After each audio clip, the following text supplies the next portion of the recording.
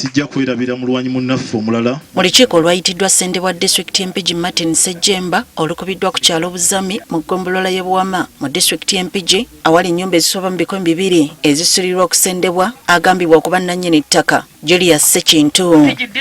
Abatuuze be basoose okuweebwa omukisa okwogera ne beekokkola poliisi y'e Buwama okukozesebwa abantu ababagobaganya ku ttaka.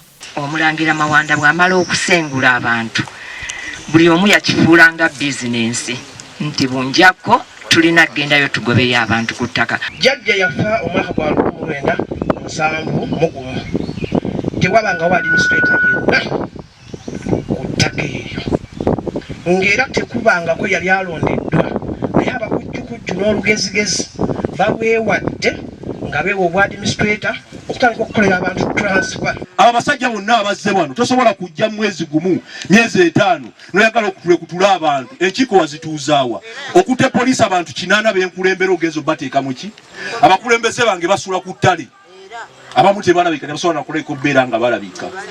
Martin Ssejjemba asinzidde mu lukiiko luno nategeeza nga ye n'olukiiko lwakulembera bwe bagenda okuteekawo enkola nga tewali nannyini ttaka akkirizibwa kutunda ttaka lye nga tategeezezza baabibanja n'okubanjulira kwagenda okugula. Teri muntu agwanidde kutunda ttaka kuli bantu nga tategeezezza baliriko nti agenda kutunda.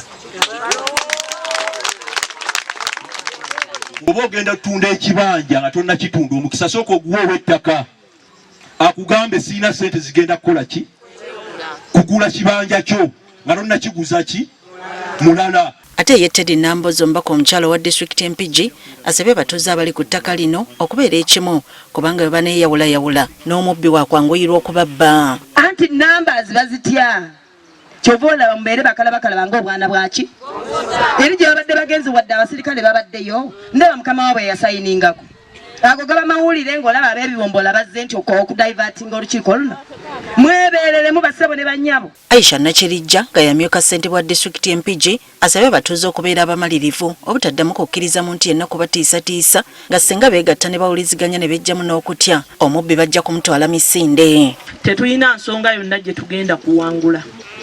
Nze ndi mukyala neebikkiridde akakaaya nyambadde shaliya naye bw'ojja ng'otyoboola ddembe lyange obanga onzijjako byange bya bwannannyini ndimu abasajja 10.